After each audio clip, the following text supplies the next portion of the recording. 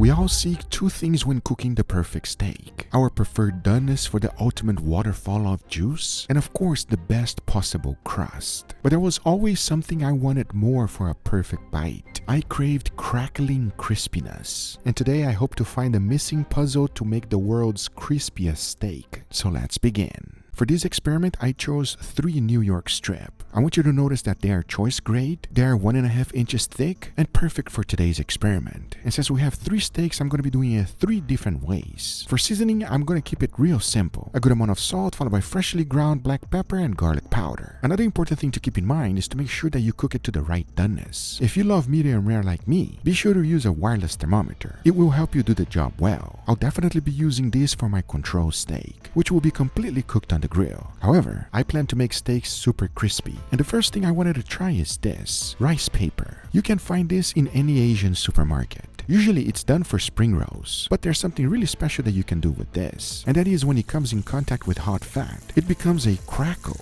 and that's exactly what we want on our steak. To activate it, you first want to get it wet. If not, it's just gonna break on you. Once it's nice and wet, you want to lay it down on your cutting board and wrap your entire steak with it, making sure that it's nice and tight. Now there's one important thing that we must be careful with. That would be water and hot oil do not get along. So I want you to learn from my mistakes. And instead of using regular oil, I had some bone marrow available from a previous experiment. That's what I'm going to be deep frying my steak in. So I set the bone marrow to 400 degrees Fahrenheit. Immediately dropped in my wrapped steak and things went terribly wrong. Not only because everything started overflowing on me, check out what happened. It was a complete nightmare. That's not what I was expecting. I really had high hope for this one, but I was not gonna give up. I had to go back to the drawing board. And as I was thinking about how to make this work, I had to get my confidence back. So I decided to go ahead and make a quick side dish for today's cook. And this one got my confidence all the way to the top. The first thing I did was to make some mashed potatoes. Once the potatoes were fully cooked, I mashed them up real good and they were ready. But then I thought,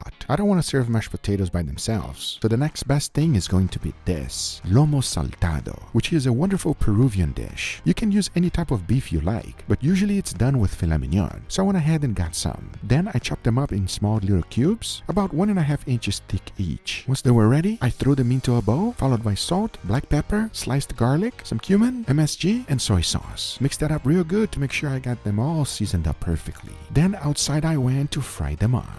I highly recommend using a wok for it, because whenever you make lomo saltado, you also want to throw in some tomatoes and onions. And you can't forget to add that wok hay, because in the end, you are left with this, a nice wonderful saucy filet mignon that is just to die for. To plate it up, I first used the mold for the mashed potatoes, then I added that wonderful beef, followed by a little bit of onions and tomatoes, added another layer of mashed potato, took the mold out, and it was missing something on top. So I went ahead and boiled up some quail eggs. That goes right on top, because to finish it up, you want to add the remaining sauce from the lomo saltado, followed by a tiny bit of parsley, and of course some chives for decoration. Now this side dish got my confidence through the roof, and that inspired me to go back to the crackling steak. So even though this was a complete disaster, I thought, what happens if I use the same exact steak? Since I got a little bit of crust already, what if I try again? Because remember, the steak is still completely raw in the middle. So I decided to do the same exact thing, but instead of just wrapping it once like this, I wrapped it again, and I thought that was not enough. So I decided to go ahead and wrap it one more time. Yes! 3 total wraps. So I went ahead and set my bone marrow to really high and threw my steak in there. And learning from my previous mistake, I did not let the bone marrow overflow. And you can clearly see what is actually happening. We're getting that crackle that I was looking for. And the steak, since it got a little bit of sear already, it's also being protected. At this stage, I was super excited. And once I was happy with the crackling, this is what I was left with. Take a look at it. A nice crackly steak. I cannot wait to see how this is going to taste. But there was one other thing that got me really worried. Was the steak going to be overcooked? Because remember, I pretty much deep fried this steak twice. But as soon as I took my first slice, oh wow!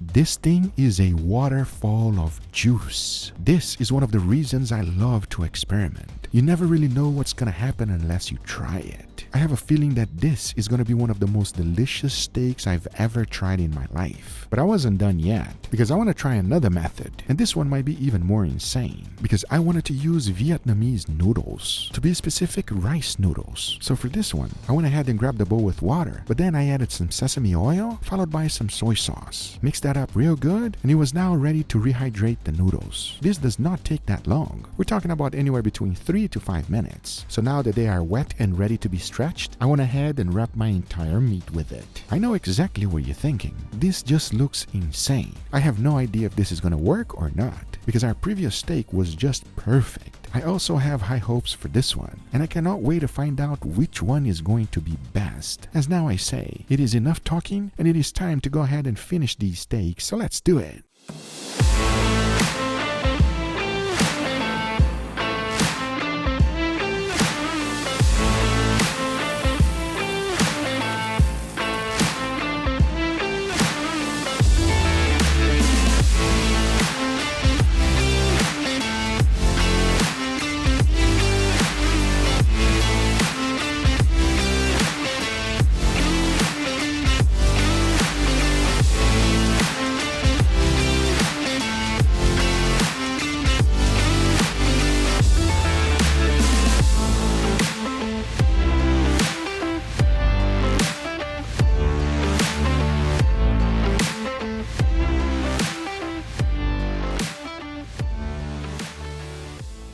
All right, everybody, here we got our beautiful steaks, gentlemen. What do you guys think? This looks weird. It looks weird. It looks sick. Sick.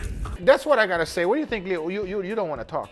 They don't look good, bro. I'm gonna be straight up, guys. What do you mean? Don't they look interesting to you? Every day you always say it, but I can tell that there's an experiment today. This is, why does steak look like this? This is what I like to call. Listen to it.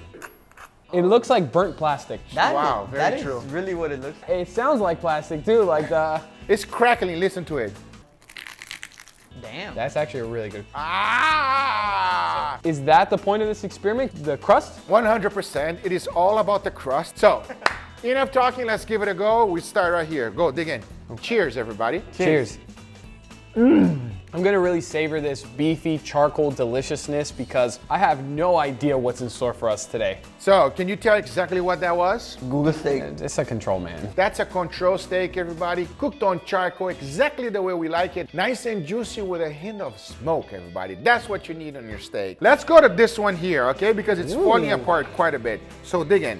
Now, I highly recommend whenever you're serving this steak not to cut it like I did, and I only did that because of the video itself, because you want to cut this on your plate so you have all of the crust. These things are flying everywhere as I'm cutting this steak. Question is it good or bad? That's what I'm waiting for. Enough talking, let's give it a try. Cheers, everybody. Cheers. Yo! It's so weird. So weird on a When steak. you're taking bite on a steak, and your steak is super crunchy, everybody. I don't hate it. I like that. You like that? I like that a lot. Yo! These like noodles are very brittle, so they break apart, and every bite you take, there's more crunch and more crunch, so it's actually really nice. Plus, these noodles are a little salty, which gives more flavor to the steak and makes it taste better. You are lacking the charcoal flavor on this, but the steak itself is so delicious, I don't even care. It's the only steak that I want to continue biting, everybody. You want to continue biting because the crunch is so nice. It's good. I like this. So that's fantastic. Now to cleanse up our pellets a little bit, I made a nice side dish here. I would love to give you your opinion. Traditionally, this is called causa limeña, and it's straight from Peru. Enough talking, let's give it a go. Cheers, everybody. Cheers. Bro. Damn! There are so many mashed potato dishes I've done in the past, everybody. This one just hits different. The soft mashed potatoes, the beautifully cooked steak. You have a wonderful gravy on top too that adds so much depth of flavor. Lomo saltado, bro. That Dude, thing is insane, everybody. It's crazy with the tomatoes and the eggs too. I mean, it is just an amazing bite. As soon as you get everything in your mouth, it's like almost creamy potatoes. And then on top of that, the quail eggs on the top, everything just... All of these ingredients individually are so good, you combine them and you have an amazing dish right here. I agree, 100%. That was fantastic, but I cannot wait for the second one. Please dig in, guys. Let's go. We got extremely soft, then now going straight back to the crunchy. Exactly. Ooh. Smelly something? What do you smell? Why do you always smell? You guys always Smells smell good, it. bro. This smells really good. Give me your honest opinion, okay? Enough talking. Cheers, everybody. Cheers. So different. Yeah. I do not hate that, but the crunchiness is very, very different. It's like this one is more crunchy, crumbly. This one is more crystallized. Did you like it? First of all? I love this one. This might actually be my favorite of the three because that ingredient kind of like is stuck to the skin. Whereas on the first one, you bite it and it falls apart. This one stays on the crust. It almost replaces the crust of the steak, giving you a nice, crunchy, crispy feel. It's nice. I really like the flavor and I like the crispiness of it. But I'm going with that first one, man. Really? I like that. That's just fun. How about you? Which one is your favorite? I'm going the burnt plastic steak. But damn, bro, don't say it like that. It's not burnt plastic, by the way. It's a rice wrapper. Remember that we did the crackling with the chicken? Yeah, that was crispy as hell. Yeah, it's exactly the same exact thing. Okay, it doesn't look great, but it tastes really good, guys. It looks weird, everybody. I'm not gonna lie, but it actually produces a nice crust on the steak and a wonderful flavor, and it doesn't come out apart. But after you finish cooking it, gotta let it rest for some time to let all of that fat drain out. By the way, it's bone marrow. Oh, that was a makes familiar sense now. smell. So I fried everything in bone marrow. So let it drain out because as it drains, it gets crispier and crispier. But the bottom of the steak will not be crispy. You will be soggy because all of the juices are rendering from the bottom. down. So one mistake I did, instead of letting it rest this way, let your steak rest this way, everybody. And most importantly, do not use one wrapper. Make sure you put 3. If not, things are gonna go south. You guys already know. And don't forget, all of my products now exclusively available at your local Walmart. We got the one-of-a-kind burger press. You can't find this griddle anywhere because it can be used in any surface. And let's not forget about the marinating kit. And if you wanna keep your grill nice and clean, I got you covered. Thank you guys so much for watching this video. Don't forget to subscribe and we'll see you guys on the next one. Take care, everybody. Bye-bye.